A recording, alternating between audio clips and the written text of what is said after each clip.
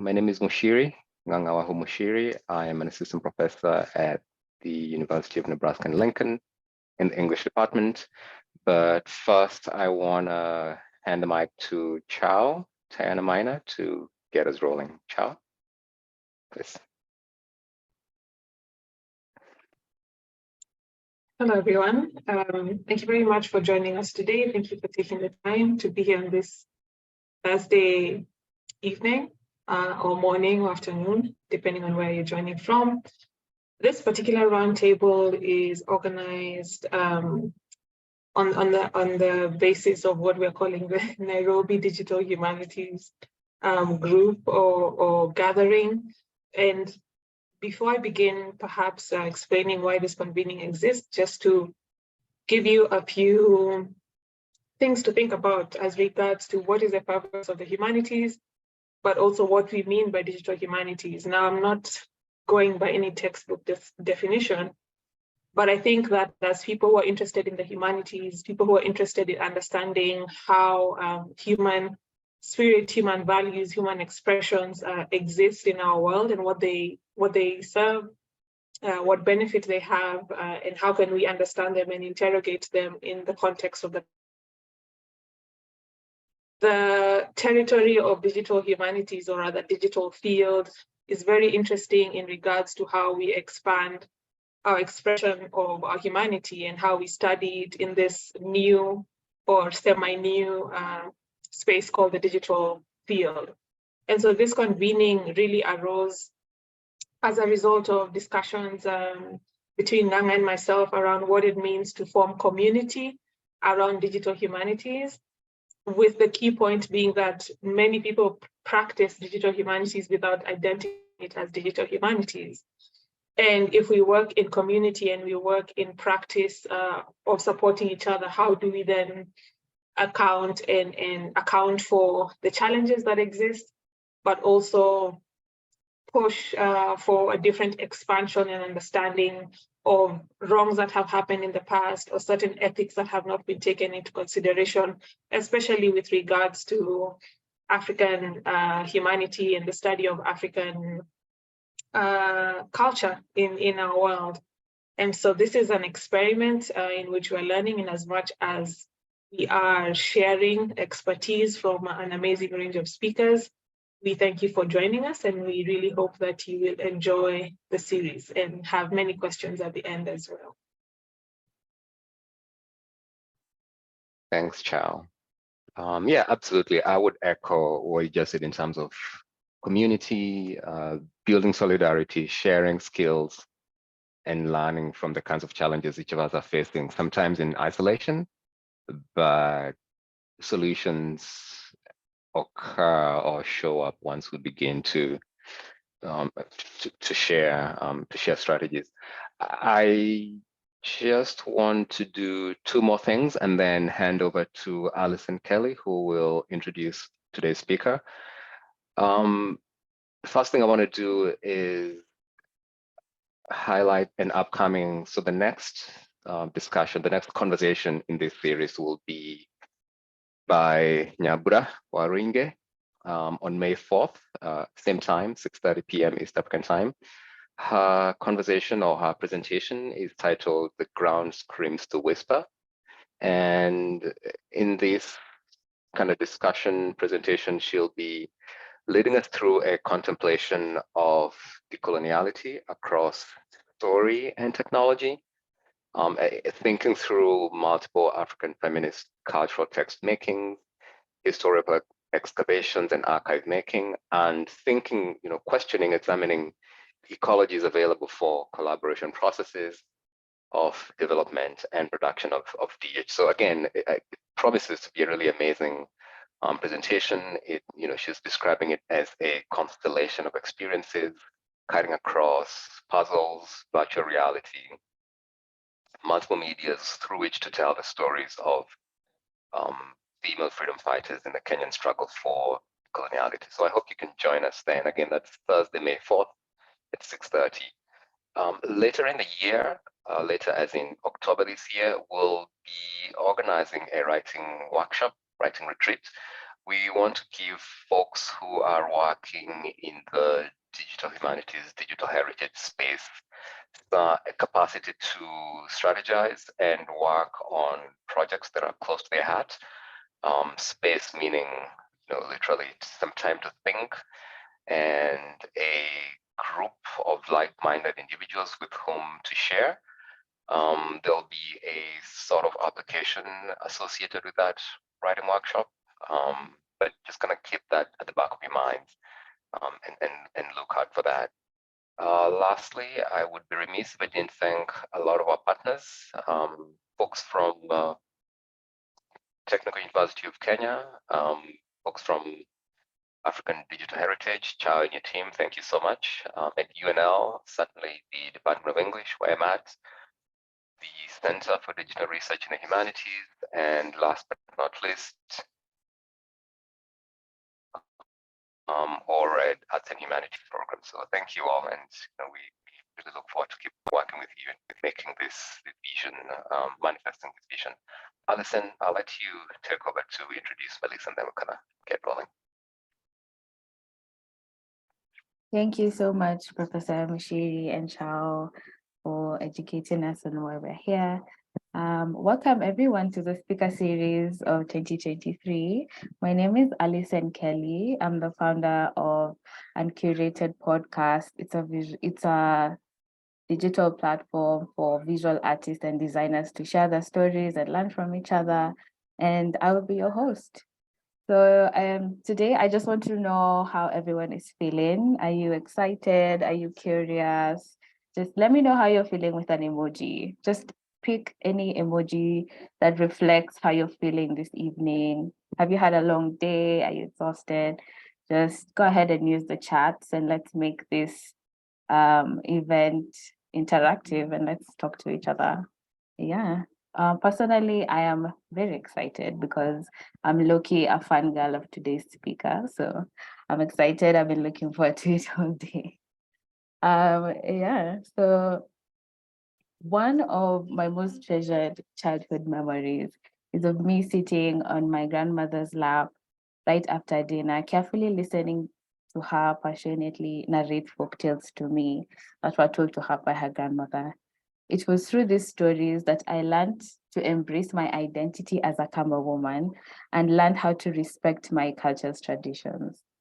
As the West seek to impose their way of life on the rest of the world, it is imperative that we find a way to remind ourselves and remain grounded in who we are through these stories. So I want to invite you to think or remember of a story that your grandmother told you, or a folktale that you enjoyed listening to growing up, or a folktale that also impacted your life, maybe taught you some lessons. You can have that at the back of your mind as, the speaker speaks to us today. Or you can go ahead and even type the story in the chat. Like, you can share the story with us and we would love to read and interact with these stories. So speaking to us today is Melisa Achoko Allela, an interactive media lecturer, researcher, and creative technologist based in Nairobi, Kenya. Her area of research is animation and interactive systems, human-computer interaction, mainly focusing on how much technology can be used to digitize works of African origin, thus contributing to safeguarding intangible cultural heritage. She is the co-founder of Leso Stories, an interactive media studio that interrogates how new and emerging technologies can be used to retell stories that richly exude African aesthetics and ways of storytelling. She's an award-winning Digital Lab Africa 2022 immersive reality category, a recipient of the 2019 HEFA Cultural Heritage Seed Fund, a 2019 Mawazo PhD Fellow, and has showcased her work in several regions and international digital art festivals. She looks forward to the tipping point moment for women in tech and the increased participation in the fields of animation and interactive media production. Welcome, Melisa. Thank you very much.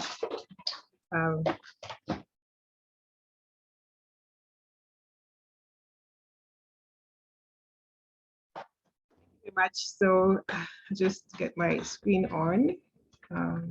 Sorry.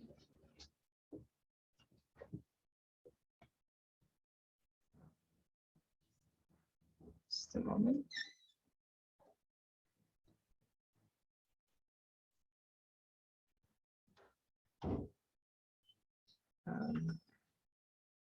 Sorry for that.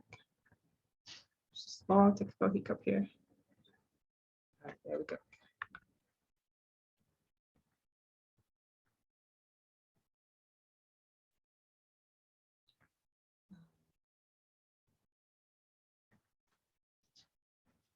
I sincere apologies for that. I've had a little hiccup. Let's try that again.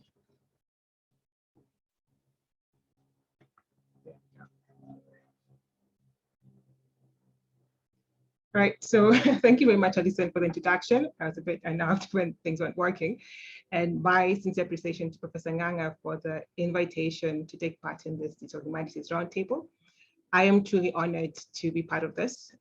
As Alison has indicated and has been mentioned, my small talk today will really focus on, revolve around African oral storytelling and my various experiments with this particular topic. So I've broken it into three main parts. The first one, I'll be talking about how I ended up here, who I am, why I'm doing what I'm doing. And the second bit, I'll be looking into what I think are the drawbacks of traditional media and how we can overcome them with new emerging technologies. And the third bit, I'll be talking a lot about the different projects which I have been experimenting with over the last couple of years, to share how my approach and that of Nestle Studios' approach towards retelling of stories using these different tools and technologies. So about who I am, I like the description of creative technologist because I feel it covers many of the different technologies that I tinker a lot with. My main medium of work is interactive media, and this spans everything from animation, creative coding, illustration, virtual and augmented reality, virtual humans, which I absolutely love. And more recently, I've been experimenting a lot with AI-generated text and AI-generated images. I work with this media not just because it's fun, which it absolutely is, but because it's a way for me to explore the storytelling potential, to see how best, or position how best they can be used to tell stories that exude the unique elements and features of African oral storytelling. So to begin with, how I ended up here, I have been asked this question many times before, and on reflecting upon this particular question, it usually comes down to one incident that set things in motion. So sometime in 1992, the very trusty family TV, which was my main source of entertainment, was whisked away in the dead of the night, in the witching hour, by persons unknown to us. And that marked the end of all my entertainment from TV. So to keep my story-deprived mind working, I had to resort to getting stories from other sources, from relatives who are visiting from upcountry. They had the most fascinating fables that I'd ever heard, Also stories from my parents, and stories that I'd heard from my grandparents and I'd visit them. My grandfather loved to make up stories. Now, in turn, I would narrate the stories to, the bushes, to the trees, and to my younger siblings and anyone who would listen to them. So I could say I know a thing or two about how to talk to a bougainvillea hedge. Then another incident, again, involving a TV, this was involving a do-it-yourself, cardboard TV, which was actually an assignment in the English class, I think around age 11, class 5, thereabout. So we were required to narrate a story and have accompanying visuals where you display the visuals in a cardboard TV that contains this long reel of drawings you've made, and narrate the story as you show, really in the drawings. Now, interestingly, although I knew all these, fables that I'd been told, lore stories that I'd been told, I resorted to telling the tale or the Disney version of Sleeping Beauty. And I mimicked as best as I could the drawings from the book version of the animated film.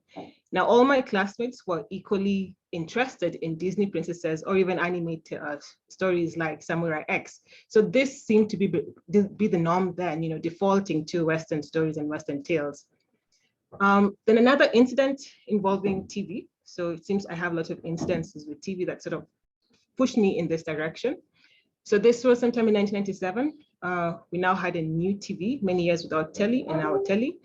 Only this time I was not as fixated on TV as I was before. However, there was a show that really stuck with me, and this is an episode of the series that aired then called Japan Video Topics. So they showed an episode of how animations were made. More specifically, it was anime, how anime is made. But this was significant to me because up until that moment, I really didn't fully understand how animations were created, how 2D animation is made. So my 12-year-old self decided that this was something, really worth pursuing. Then, a dip away from telly, then there was a long moment of without no telly, but this was marked with a bit of sadness, another, long period without telly. The only thing is this time around, the family was plunged into both literal and figurative darkness with the, sudden passing of my father in a tragic road accident, which resulted in a drastic change in lifestyle. So things that we had taken for granted, like electricity and running water, were luxuries that we no longer had access to. So what this meant was, having no TV for entertainment or anything whatsoever. But in spite of that, my mother, bless her heart, always ensured that we had a lot of art around us, those comics that we could read, those books that we could, dive into and read and immerse ourselves in, those art supplies to create a lot of art. So art for me became a kind of an escape. And unlike the doodles that I made in my early formative years, I was now, able to put more of myself in the work that I created. I also recall coming across this particular comic book. This was in the school library. I think we had a copy in the house as well, of Luanda Magere. And this was amazing because it was the first time that I saw a story which I'd only had told verbally, put together in a visual format, in sequential media, in this case, this comic book, done by Terry Hurst and his team for the Picture Hadithi series. So moving on, the rest of the say is history. At the moment, I see my interests are stemming from three main things. One is my training as a graphic designer, through which I gained skills that are transferable to animation. I would have preferred to study animation at the university, but back then, very few, none actually, no public university in Kenya offered an animation program.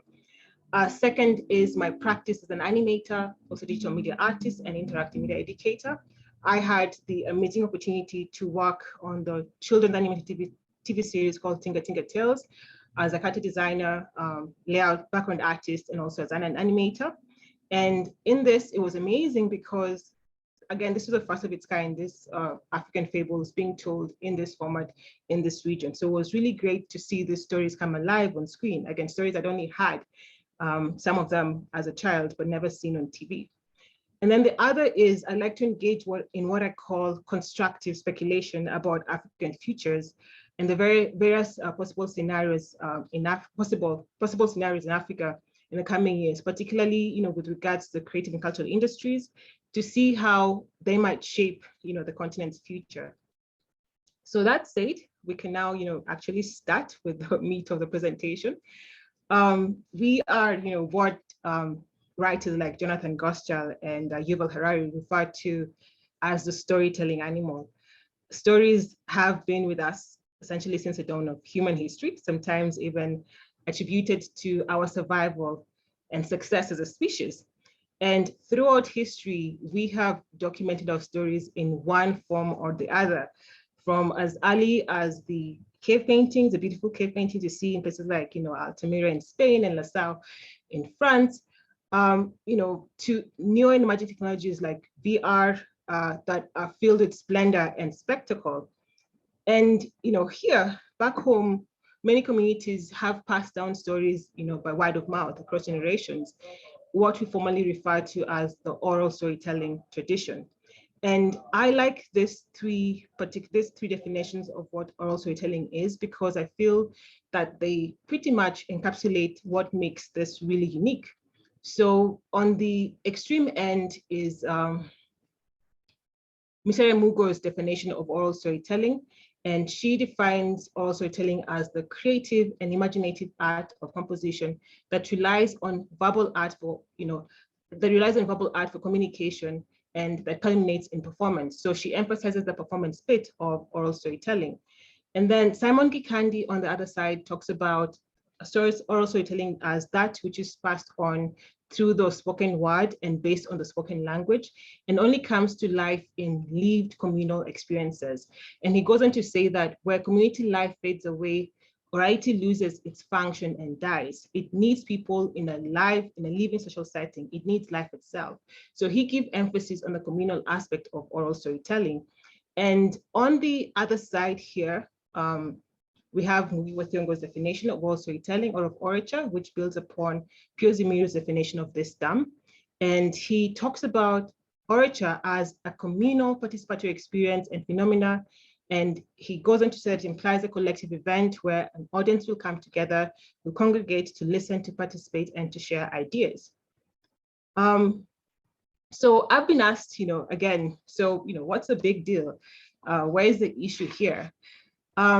Essentially, the big issue is that the aforementioned elements of oral storytelling, the social, the communal, the participatory elements, are lost when an orally conscious piece of work is documented or recorded using legacy or linear media. Because oral storytelling, first of all, is performative. This is a friend called John Titinamai, who's an amazing storyteller, performing his story on stage. Why the rooster, has a crown on his head. And, it just goes to show it's a very verbal, and also it has elements of verbal and non-verbal participation in it that are useful for the co-creation of stories with the audience as well. The other aspect to that is that it's participatory. For the story to truly come to life, the co-creation between the audience and the storyteller, there are resources like mimicry, like singing, like banter, like dance, like call and response, and many other resources that are useful in that interaction. And then on the third part is that it's communal. It requires a social setting to come alive, as has been stated by people like Simon Gikandi, who talks about it being very communal, it being very social. So think about like a fireside gathering, which was an event of great significance, social significance, because it was around the fireside that the entire family would come together to share an evening meal and even tell stories. It was a kind of family theater at that point in time. This issue that I'm talking about of the challenge in documenting African oral storytelling is nothing new. I'm not the first person to have identified this problem. And it's really, really old, because from texts that are as old as over 100 years ago, ethnographers actually wrote about this. So there's a text by two ethnographers, Smith and Dale. They document there's a collection, there's a book called The Ila Speaking People in Northern Rhodesia, so now Zambia. And in that book, there is a small piece of text where they talk about how difficult this was. So they say, one listens to a clever storyteller. Here was no lip mumbling, but every face and body spoke, a swift gesture often supplying the place of a whole sentence. The animals spoke, each in its own tone, the deep rumbling voice of Wamba, the ground hornbill, for example, contrasting vividly with the piping accents of Sulwe the hare. It was all good to listen to, but impossible to put on paper. That was over 100 years ago. Somebody thought about this. And it's because, orature is, to capturing it, representing it, producing it, evaluating and applying it, all those, the multimodal aspects of it, the verbal and non-verbal elements of an actual human storyteller, capturing all that and reproducing it in a digital setting can be quite difficult because of limitations of the media that has been used up to date to try and recreate that. There's also a really wide range of different categories or genres of oral storytelling.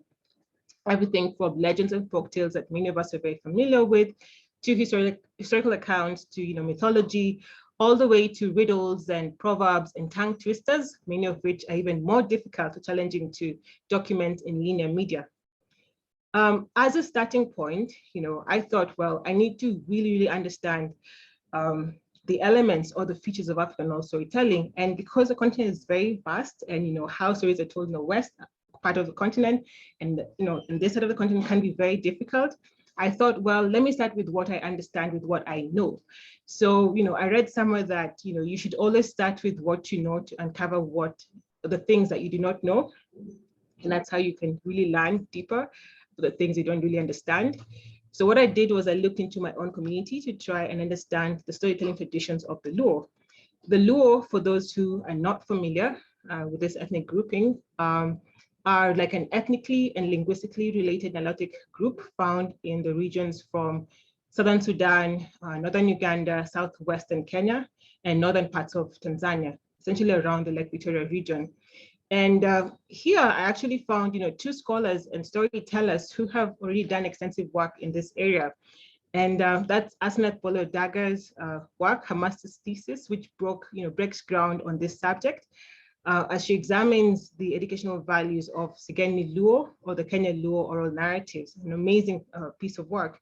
And the other was Okot Pipitek's less known work, The Hare and the Hornbill, and an essay that he wrote on the Acholi folktales. And here he gives like a lot of context on how Acholi oral storytelling was actually conducted. Now, if I was to rush over what the work uncovers, I do very little justice to the wonderful contribution in this field. But in a nutshell, what I was able to glean from this were, storytelling practices across two communities that are somewhat related, but not exactly the same, but a lot of similarities between how stories were told across those two different communities. So, for example, one of the most immediately recognizable traits of Luo storytelling, and that which is sort of also mirrored in many other traditions across the continent, is what are like ritualized story openers. And this sometimes take the form of like a mandatory call and response, where the storyteller has to establish that they're about to tell a story.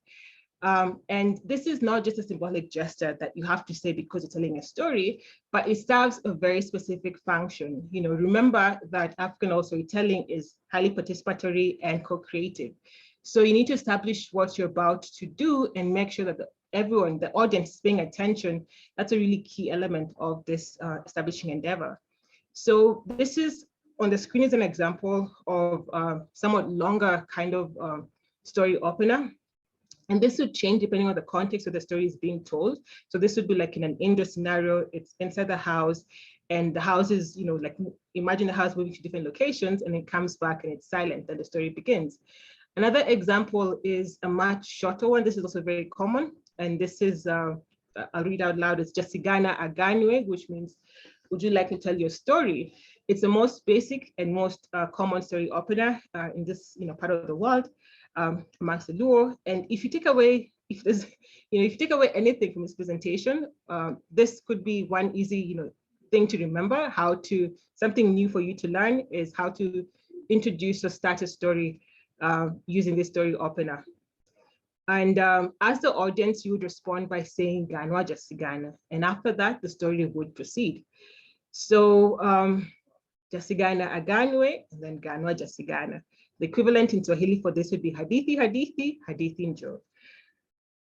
So as a small activity, I'm really curious to see if you know any of these 6 characters. I invite you, members of the audience, to type in the chat the ones you know and which medium you first saw them in. If it was on TV as an animated film, if it was a stage play, if it was a video game or a book, I'd really, I'm curious to see what your thoughts on this are. Not your thoughts, but to see when you first saw this character in which medium, or even if you know them at all.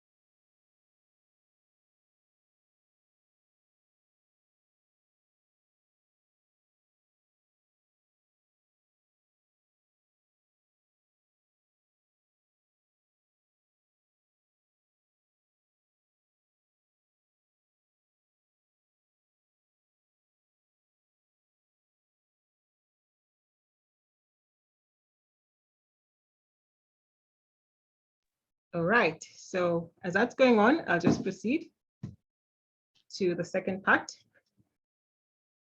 And here I'll just talk a bit about legacy media and my thoughts on how to leverage on the affordances of new and emerging tech to overcome the limitations and to allow us to better tell, traditional works of literature.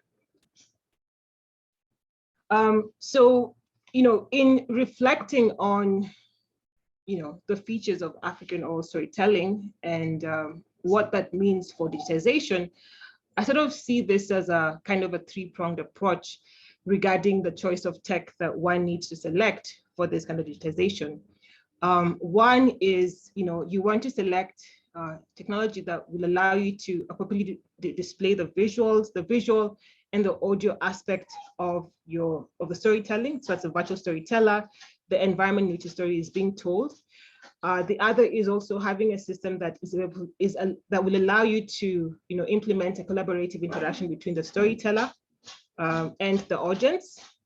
And then the third bit is also having a system that's able to implement, the real-time playback of the verbal and non-verbal elements of interaction that are usually present in live oral storytelling.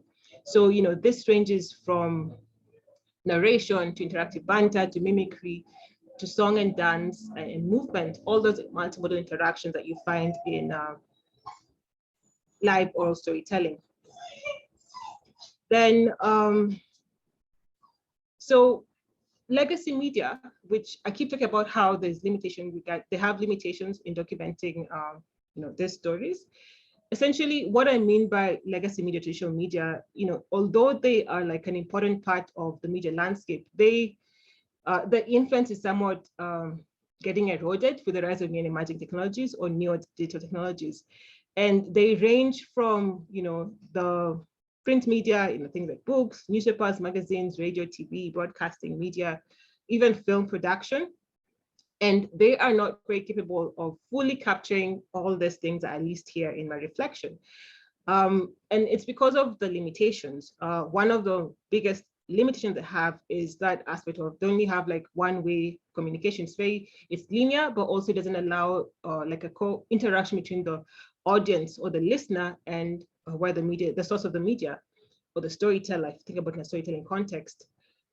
It's delivered and continue a very fixed or chronological order. Think about like a traditional TV broadcast or radio broadcast. It needs the viewer and listener to sort of tune in a very specific moment in time to watch or listen to a particular program. There's no interactivity. There's issues like, tech obsolescence, where you might use one media form and in a short, couple of years, you can no longer access it because of file formats, issues like that. There's issues of physical decay, wherein think about this, old tapes, you have to like have somebody to actually help you retrieve the media form because nothing can play it or the tech is just completely ruined, over time. It can be very expensive to distribute this kind of media to a large audience. Think about like a book that needs to be printed and then distributed. The cost can be quite prohibitive. So the limitations are quite many. So on the other hand, we have the new and emerging technologies that are rapidly changing and evolving, and some of them are still at the early stages of development, so still very nascent and yet to be widely adopted or integrated into society for mass use. But some of these technologies offer a lot of opportunities for digitizing literature, from virtual reality to AI in storytelling to augmented reality to even machine learning, using things like large language models, volumetric video capture, if you want to immerse viewers, immerse users in an actual environment that is being recreated real time. That could be, one thing to look into. Markerless motion capture for generating the movement for virtual storytellers. These are all technologies that are worth, that offer or have unique affordances for African oral storytelling. And some of these affordances are like the, multimodality, the aspect of two-way communication where the user or the storyteller and the audience can actually interact in a kind of immersive environment. The option of personalization, interactivity, that they're affordable, that they offer real-time feedback.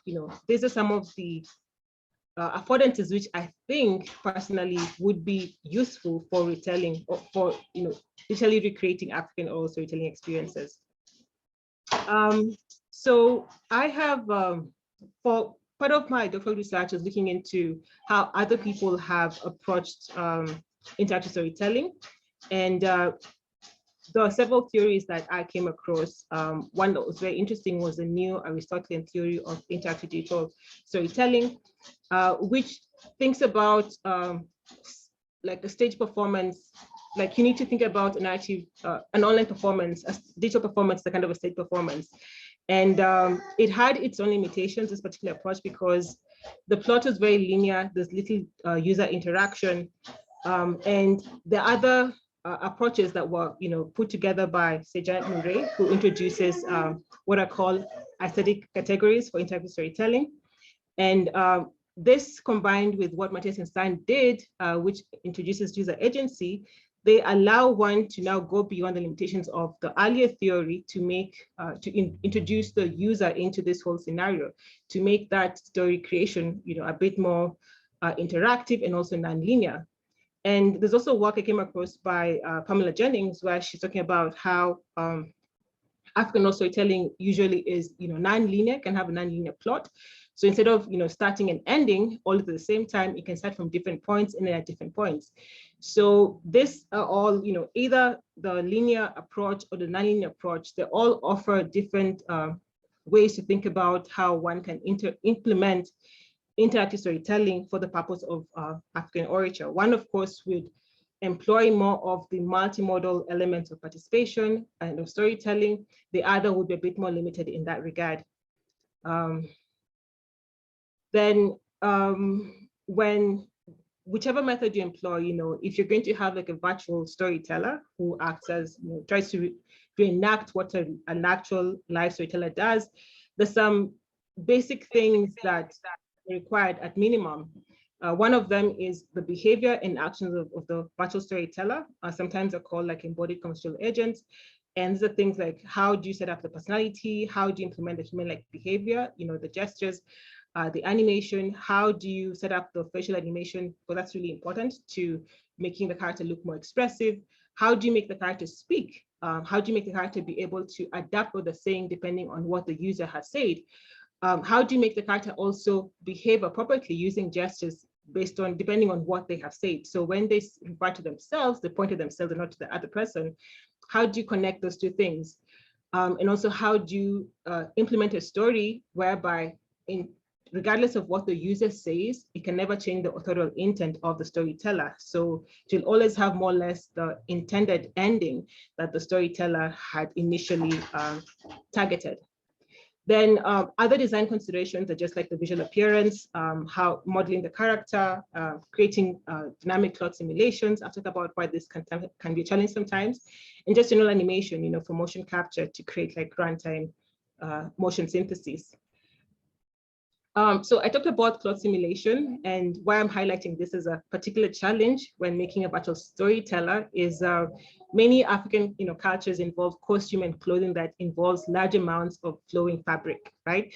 And to get this flowing fabric working properly in your project or in a game engine, sometimes you have to just cut it out because they can be very resource intensive, especially in VR or even in procedural animation. So this sometimes, this very simple looking thing can be a limitation when you're trying to make something look as realistic as you'd want it to be.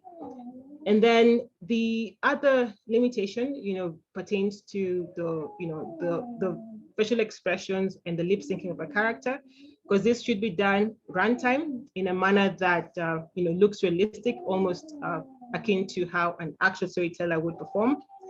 And usually this is done using scripts when you want to implement like runtime lip syncing or runtime facial expressions. And it might not look as realistic as you'd want it to be because of the current limitations of the existing systems. And this is not like just a challenge of a small team. This is an issue even with larger studios that are trying to implement this. But it's a challenge which is slowly, the tech is getting there. So it's slowly, I think in a few years, maybe even a few months, we might have like better runtime facial lip syncing and facial expressions, like lip syncing and facial expressions.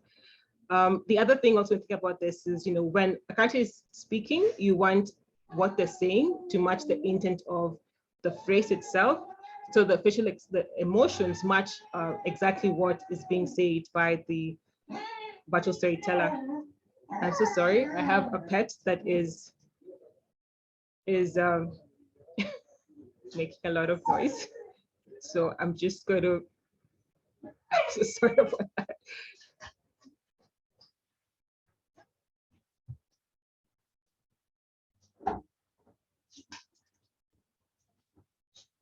It's okay, Melissa. I'm sure the pet is also listening and wants to engage. That was terrible. Well, yeah. So I hope he wasn't getting bored. But yeah, so I was talking about like a limitation with like matching what is being said and the facial expression. So doing that runtime can be quite laborious and quite difficult to achieve. And then the other thing to consider usually is like designing the conversations themselves. So I have experimented a lot with IBM Watson many years ago. This was like one of the only tools that were accessible to people who didn't have much of machine learning expertise or AI expertise, but you could use this to create like the brain of a virtual storyteller. So like if you want to have a conversation with your storyteller, you could implement this using a system like IBM Watson. The limitation, of course, was that the responses were very limited. There are other tools now that allow you to do this same thing as well, also without having much expertise in programming or machine learning or in AI. There's tools like Microsoft Cognitive Services that also, in addition to being able to design your conversations, you can also implement other services like text-to-speech, which is really, really useful for runtime like text-speech generation. And also being able to have like very modular responses versus having pre-recorded responses. If you also want to implement like a speech input service to have the users interact with the storyteller via speech, a tool like this can also help you implement that. I like this one particularly, the Microsoft Cognitive Services, because they have like a really huge collection of voices that are representing for different regions. So when I started, for instance, this project like in 2017, I couldn't find an East African sounding voice amongst the Watson voices.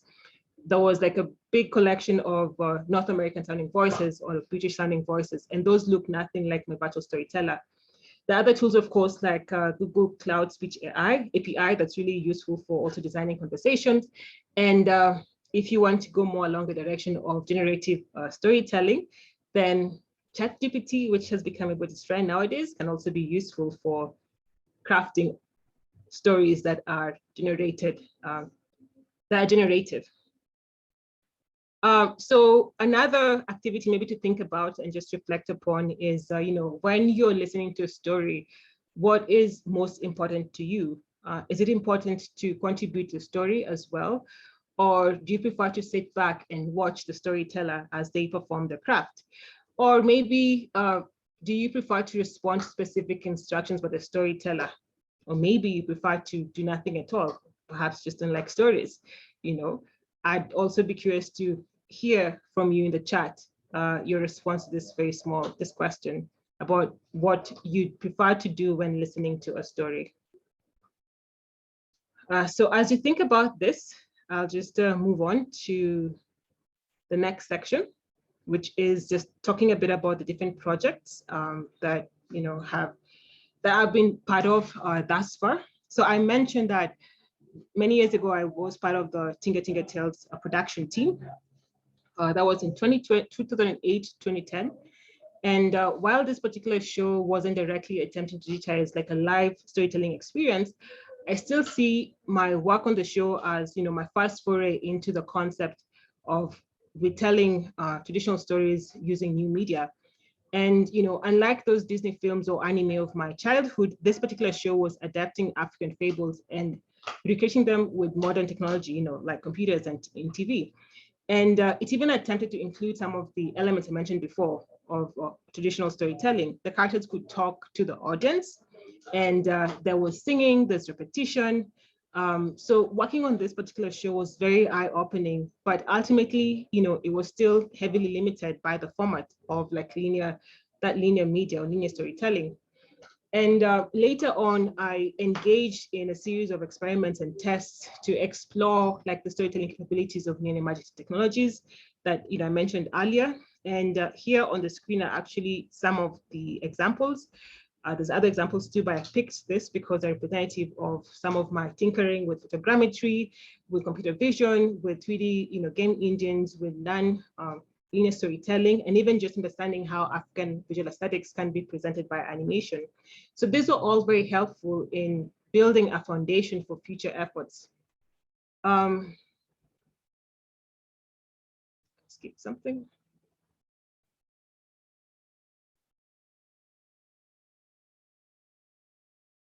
Yeah.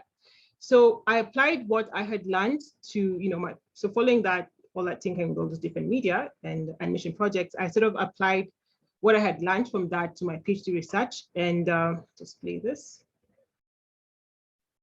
This was like my very first exciting attempt at creating a virtual storyteller. It's almost a bit embarrassing looking back at this work now, because I have more skills to do even better, more impressive work. But this at that point was, truly uncharted territory. And when many people were really intrigued by the idea of a virtual storyteller, it quickly became very obvious that a lot more needed to be done to improve upon this, especially as the years rolled by and the tech improved. So as you can see in these videos, the storyteller herself looked neither culturally aesthetic or believably human. And interacting with the system was very clunky and often intuitive, not very intuitive. And then the voices that were used also, like I mentioned before, they sounded painfully North American, or British, and quite robotic. And at that time, I didn't really have a lot of experience with the necessary software. And also there weren't accessible AI tools that one could use to implement some of the systems without having a big team assisting you. So these are really early experiments of a particular project that was part of my PhD work. But I'd say, I was undaunted by, the outcomes of that work, because my next major research project was a VR experience, which is called Sigana Tells Lawino. And here on this screen, you can see some of the snippets from this project. It's actually meant to be, viewed in VR, so it doesn't display as it should on the screen here. But in many ways, this particular project was, quite ahead of the work I'd done before, because here we're able to bring a lot more, level of verisimilitude and authenticity into this project. And then, being in VR, it gave a strong sense of immersion, and the visuals were also very good. The story was quite good. The interactivity was also quite on point. People appreciated that they're able to do or perform some activities in the VR environment. And we told one story and showcased one story at last year at the Literary Festival, and we got a really good response from people who saw this experience in VR. But that said, this also had its own limitations. The biggest of which was that this particular work was, completely non-procedural. That's to say, the story that was being created, it wasn't new each time you watched it. It was the same story, and there's very few differences. Especially the main difference was that when you focused on one view, you'd see new things if you watch the experience the next time and look at a different side of, look at the scene from a different perspective from the camera. So the audio and the environment had to be pre-planned and pre-recorded, and the viewer could not really interact with the props and the characters, but that interaction is really crucial to oral storytelling. So the interaction we had here was very confined to only a few pre-scripted possibilities, so nothing was procedural, like I mentioned.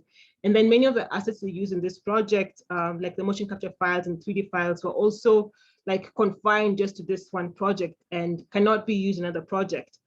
It takes a lot of time to make these chapters, which means that to make assets that can only be used in one project or not the other is not a very practical way of digitizing a very large collection of stories. And there's thousands of stories that can be told. So for us, we felt the main learning point from this experience was that it isn't truly a traditional live storytelling experience, though it is an example of how one could look like.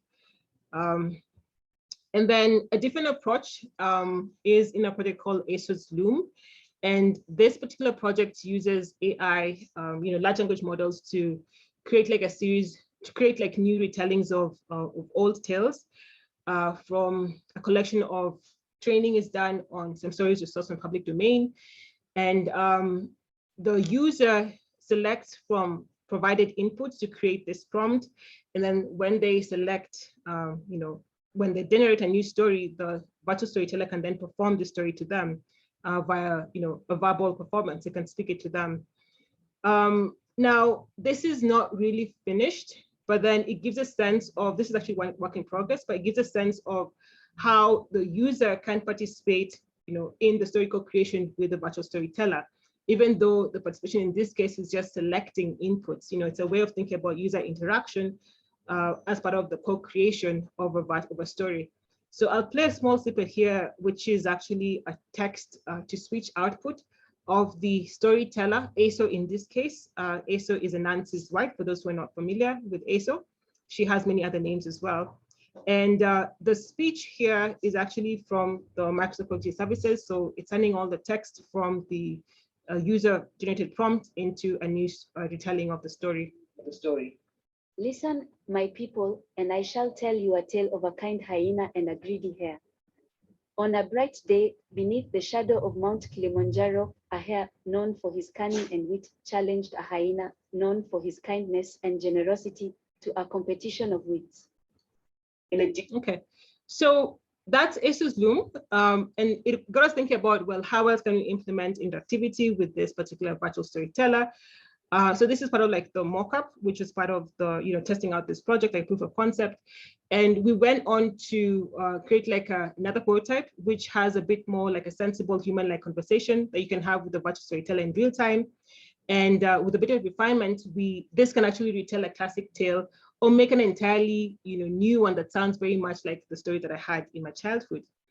So this is what I'm talking about, which is what we're thinking that what I just showed you can move on and become in terms of user interaction and having a conversation with ASO versus just selecting the prompts. What else can that become? We're thinking about this as having this actually has really good interactivity between the storyteller and the audience. You can both co-create a story or just have a conversation about African storytelling. So it's limited to storytelling, and whenever you try to talk about anything else, it just brings you back to the subject of storytelling. But the system as it is now can not do any singing, cannot do any dancing, cannot play any instruments, has very limited gestures as well. It also, lacks the proper environment and cannot acknowledge the presence of the audience in a non-verbal manner. So she truly can't see you, but that's something to think about. We think about implementing using computer vision so she can have a sense of who you are, read your face to some extent, because that's possible with the tech we have at the moment. And then the other thing is, although the voice that she uses is a synthesized voice and it sounds really great, you'll hear it in a second, it still has the limitations of lacking emotion, lacking the verbal emphasis that you actually hear in a real storytelling session. Storytellers will sometimes emphasize some words, they will sing some parts, they will express the emotion using the voice in very specific ways. So while this is, very user-friendly, we are, quite eager to see how else, it can evolve, what else it can become. So I'll play this and you can see what I was talking about. Hey, how are you?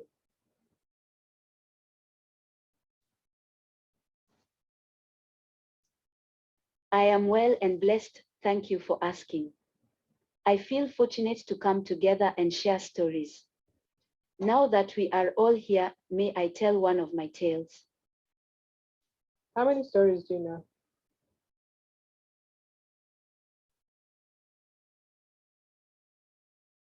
Oh, I know many stories. I know stories that span generations, shared by wise elders and young children alike. These tales carry valuable lessons with them, and no two stories are ever the same. So I could tell you stories until the sun rises and you'd still not hear them all. Are these stories from all over the world?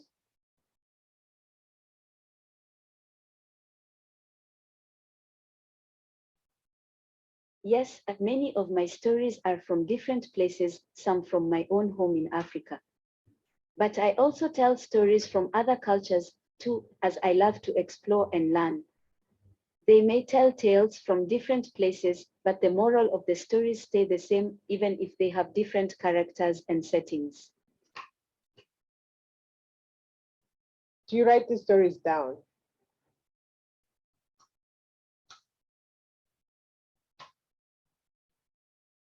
I do not. I believe the stories I share have been passed down through the generations and are best when shared through the oral tradition. When someone remembers a story I told and passes it on to others or retells it in their own words, that creates an even more unique version of the tale. So your stories are retellings.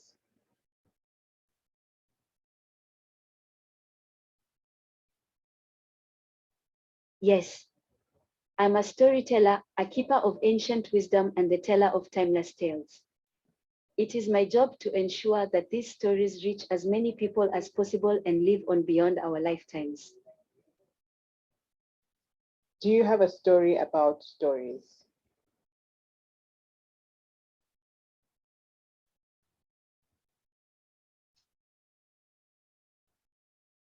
Of course, one of my favorites is a story from my homeland about a young man who believed that stories had the power to open people's hearts. If a person had a story, no matter the content, it would open their eyes to possibilities and free their minds from fear and prejudice. Every culture has those stories that illuminate us and guide us through life. These stories live within us and can be shared through generations if we take the time to remember them. Where is your homeland?